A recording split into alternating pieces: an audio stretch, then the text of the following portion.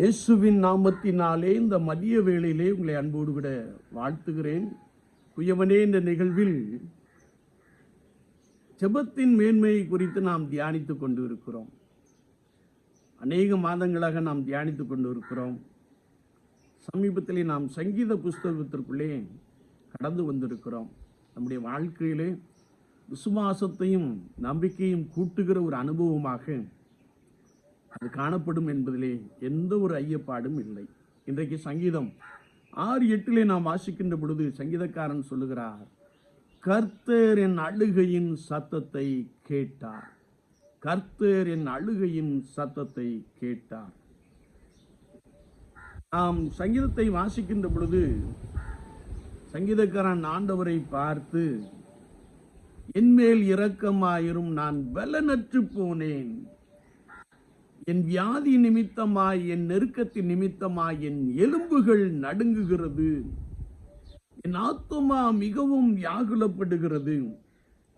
என் பெருமூச்சினால் நான் இளைத்து போனேன். ராம் முழுவதும் என் கண்ணீரால் என் படுக்கையை நனைக்கிறேன்.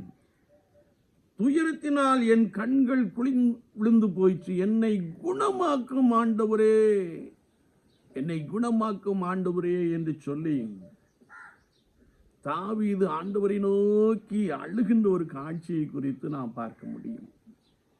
என்னை கேட்டுக்கொண்டு இருக்கிற என் அன்பு சகோதரனே, சகோதரியே, உன்னுடைய வியாதி நிமித்தமாய், பலவீனத்து நிமித்தமாய் நீ பலனற்று போன ஒரு நபராய் காணப்படலாம்.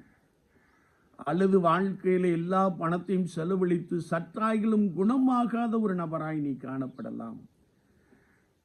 உன் வியாதி நகோரத்தால் நீ மன அழுத்தத்தோடு கூட காணப்படலாம். ஐயோ, என்னை விசாரிக்க யாரும் இல்லையே, என் மீது அன்பு கூற யாரும் இல்லையே, நான் என்ன செய்வேன் என்று சொல்லி உன்னுடைய வியாதி நிமித்தமாய் நீ ராம் முழுவதும் அழுது கொண்டு உன் படுக்கையை நனைத்து கொண்டிருக்கலாம். துயரத்தினால் உன் கண்கள் விழுந்து போயிருக்கலாம். ஆனால் சங்கீதக்காரன் அழகை சொல்லுகிறார், ஆண்டவரே, என்மேல் இரக்கமாயிரும், என்னை குணமாக்கும் என்று சொல்லி அவர் கர்த்தரை நோக்கி அழுது ஜெபித்தார்.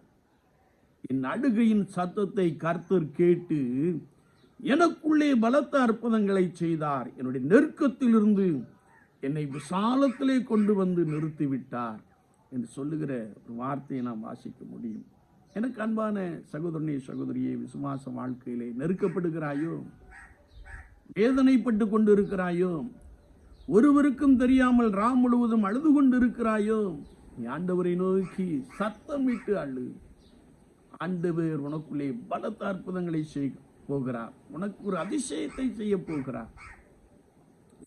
ராஜா கர்த்தரை நோக்கி மிகவும் அழுதான்.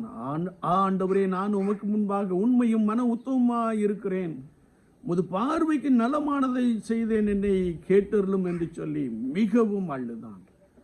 ஆண்டவர் எசேக்கியா ராஜாவின் வியாதியை நீக்கி போட்டு அவன் ஆயுசு நாட்களிலே 15 ஆண்டுகள் கூட்டி கொடுத்தார் என்று வேதம் சொல்லுகிறது. எனக்கு அன்பான சகோதரனே, சகோதரியே, நீ நெருக்கப்படுகிற ஒரு நிலைமையிலே காணப்படுகிறாய். நீ நெருக்கப்படுகிற ஒரு நிலைமையிலே காணப்படுகிறாய். உன் வியாதியை நீ வெளியே சொல்ல முடியாதபடிக்கு அழுகிற ஒரு நபராய் காணப்படுகிறாய். ஆண்டவரை நோக்கி அழு. இயேசு கிறிஸ்துவை நோக்கி நீ கதறி அழுது ஜெபிக்கும்போது கர்த்தருடைய வாழ்க்கையிலே பெரிய அற்புதங்களை செய்கிறாய். நீ சுகமாவாய். உன் சுக வாழ்வு சீக்கிரத்திலே துளிக்கும் என்று ஆவியானவர் சொல்லுகிறார். சுவாச வாழ்க்கையிலே நாம் கர்த்தரையை நோக்கி பார்ப்போம். அவர் உங்கள் நடுவிலே பெரியவராக இருக்கிறார்.